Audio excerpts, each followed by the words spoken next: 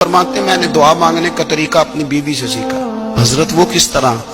فرمانے لگے میری بیوی نے نا مجھے کوئی کام بتایا، کچھ پیسوں کی ضرورت کے لیے کہا، تو میں نے اسے کہا کہ بھئی ابھی میرے پاس نہیں ہے، کچھ دنوں میں آتے ہیں تو میں دے دوں گا۔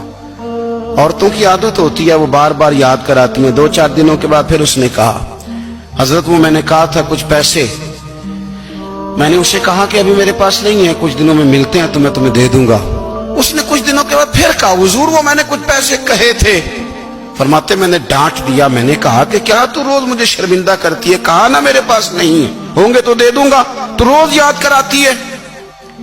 فرماتے ہیں اس نے پہلے تو میری ڈانٹ کو سہا، پھر میرے سخت جملوں نے اس کی آنکھوں میں آنسو پیدا کر دیے، پھر اس نے اپنے آنچل میں اپنے اس دکھ کو سمیٹا، اور پھر اس نے ایک جملہ کہا تو میں رو پڑا، اور مجھے اپنے رب سے مانگنے کا طریقہ آ گیا۔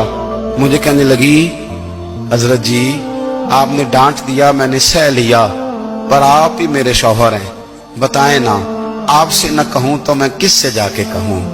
فرماتے ہیں میں رو پڑا، اور میں کھل کے رویا، اور میں تڑپ کے رویا، اور پھر میری سسکیاں بند گئیں، تو مجھے کہنے لگی آپ کو کیا ہوا؟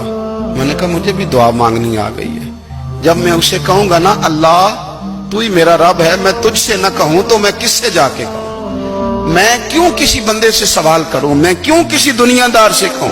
میں تیرے بندوں کا، نیک بندوں کا وسیلہ لے کے، تیرے محبوب کی غلامی لے کے تیری بارگاہ میں آئیں، تجھ سے نہ مانگوں تو کس سے مانگوں؟ سمجھ آ گئی ہے، جب میں اس رنگ میں مانگوں گا تو پھر رب میرے اوپر بڑا ہی فضل فرمائے گا۔